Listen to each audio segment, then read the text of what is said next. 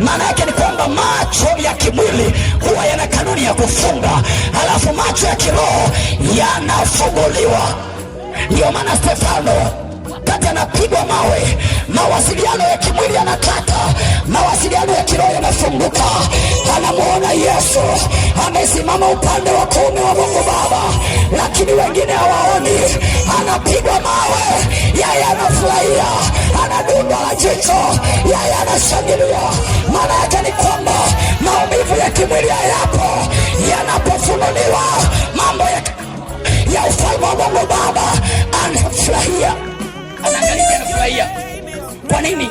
Anaona malaika wazuri, anaona wanapendeza, wanakuja, wanampokea, wanasema karibu shujaa, twende kwenye jiji, twende mahali ulipojiandalia, mahali ulipojenga nyumba. Mwanaume, twende ukapumzike.